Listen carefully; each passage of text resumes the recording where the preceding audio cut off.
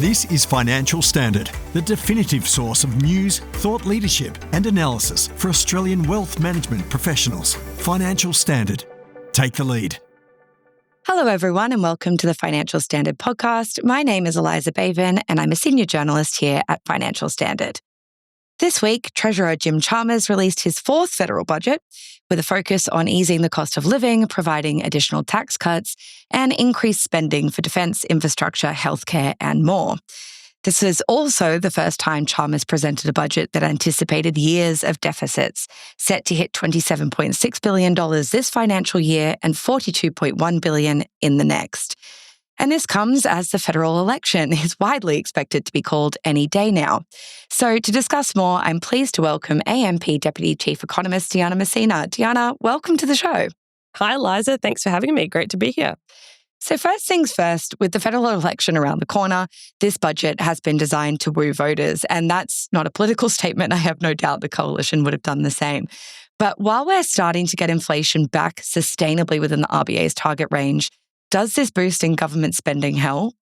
Look, I think that the Reserve Bank will be looking at the numbers thinking, well, they're not too dissimilar to where they were in the mid-year economic and fiscal outlook in December, and it's not going to be an additional increase to inflation from here.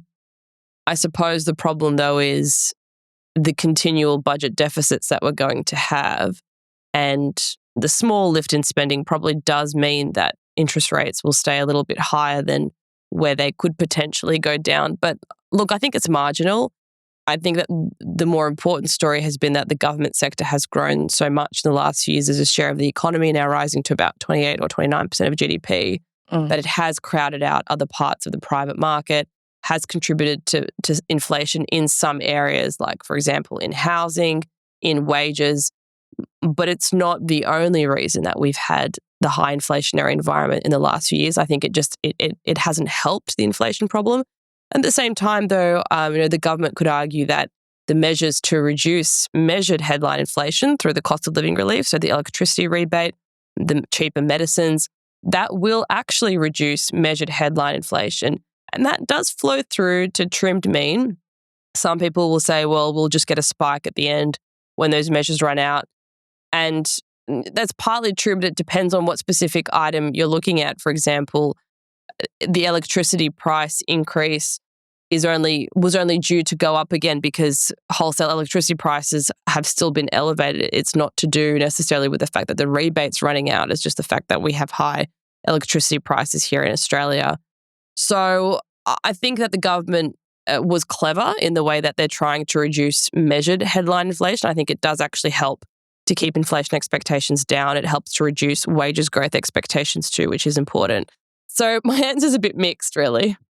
I mean, yeah, you make a valid point there. You know, everyone knows electricity prices, they're going to go up again. That's kind of unavoidable. And yes, while having some rebates does help, it doesn't solve the underlying issue. But I also wanted to ask you about the two new tax cuts that were announced, because that came as somewhat as a surprise to everyone.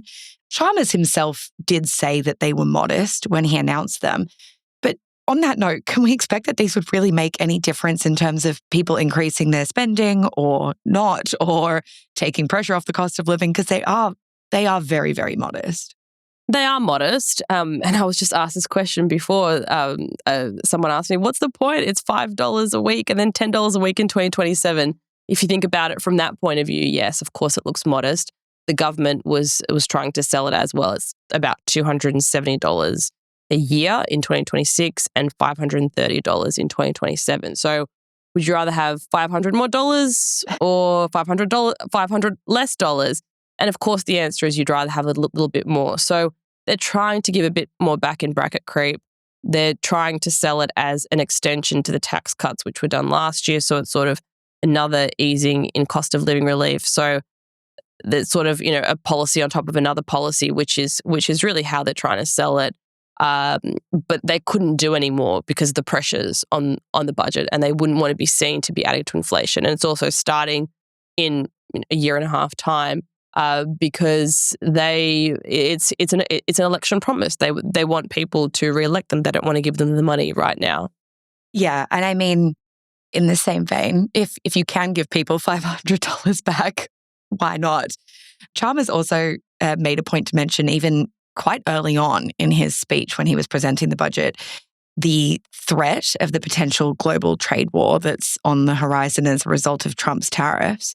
And I know that you've looked into this previously, in your notes and whatnot. What are your thoughts on the subsidies that Chalmers introduced for the industries that might be affected? Do you think that this is going to help put Australia in a better economic position? Or do you think that really much more needs to be done? Well, from where I'm coming from originally, I think that the direct hit to Australia from any US tariffs are going to be quite small. And the reason for that is because we're an export a lot to the US. We export about $20 billion a year. That's 5% of our total exports. It's not that much in the scheme of things.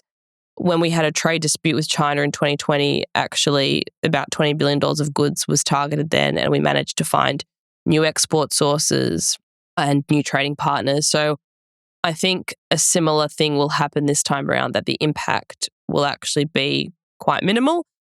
We don't know if every single good is going to be targeted. So far, it's been steel and aluminium. That's only about $1 billion.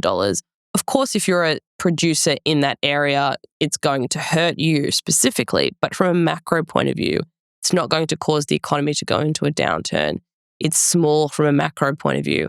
The announcements that were made were around in the budget were around giving more money to the Whyalla Steelworks, Buy in Australia campaign, so $20 million for that, and investing more into a future made in Australia. And they singled out green metal. So it's not really that much in the scheme of things either.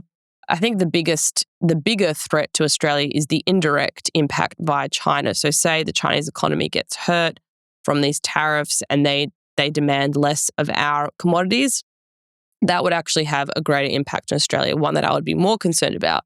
I'm a little bit optimistic on that front too, though. I think that China has a lot of policies up its sleeves, including monetary and fiscal measures that it can use to sort of offset any potential negatives on its economy via tariffs. So I think that the trade war is going to hit share markets more in the short term. We're going to have a further fall in shares, but I think that we're going to come out the other side of this, and things will be okay. I don't think Trump will actually be able to lift tariffs as much as he argued during the campaign. I don't think that we're going to get a 60% tariff on China, for example, because it would hurt the US economy too much. There are definitely going to be more tariffs, particularly on products that the US itself can produce. That's what's going to be really targeted, I think.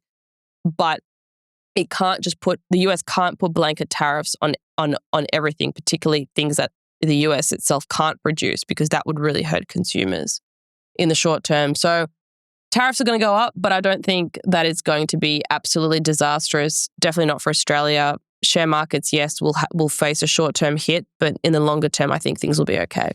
Well, that's the thing. And as you mentioned, with China there being kind of more of would be a bigger problem, there were some measures in the budget to encourage businesses and industries to engage more with India and make sure you bolster that trade relationship. Do you think that that's the government trying to protect itself against anything potentially going wrong with China?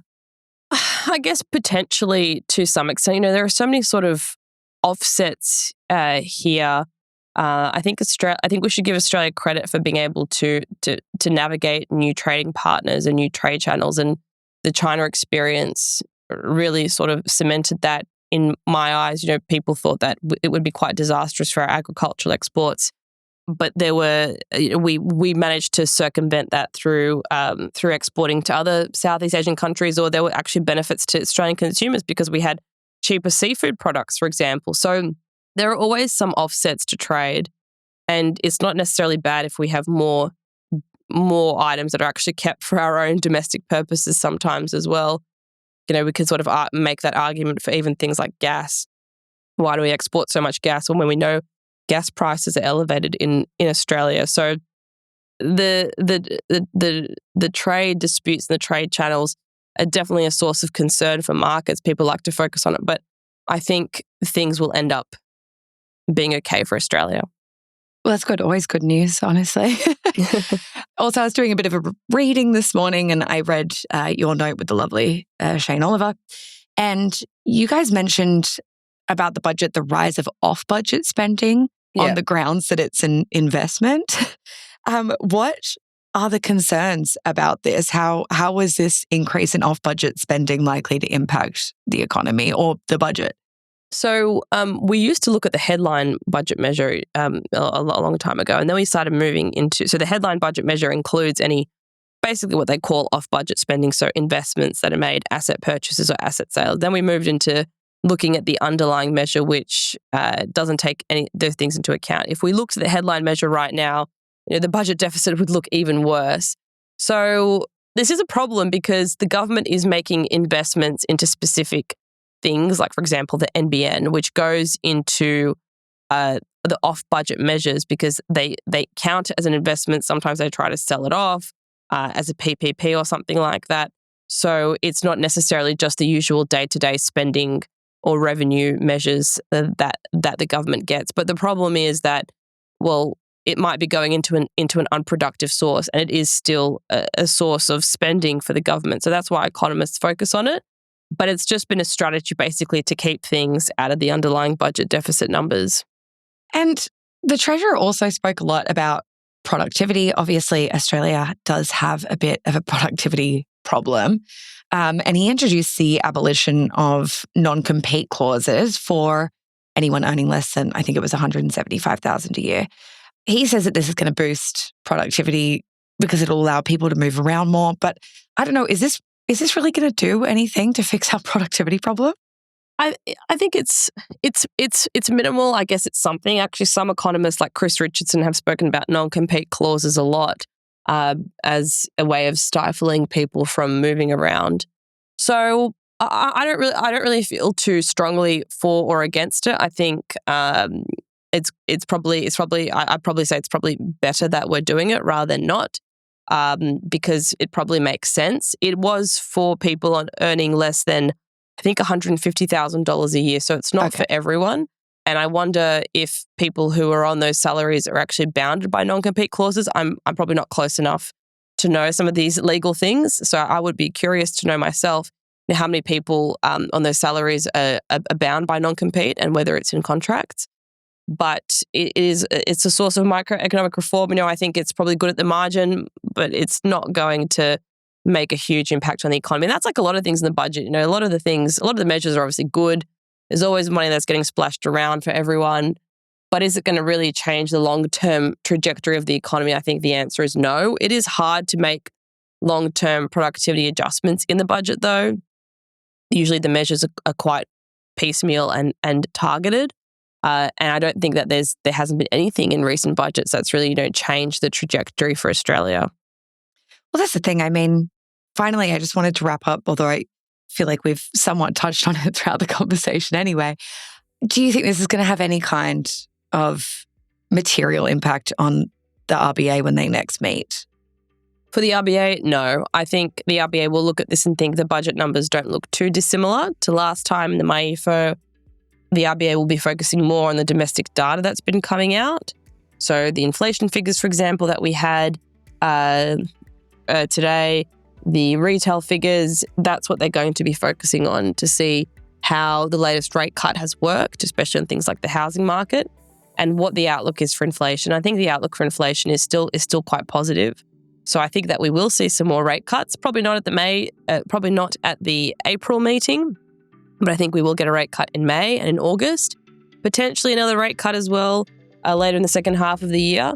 But Australia is quite late to the rate cutting cycle. A lot of our friends overseas have already cut by 1%, if not 2%.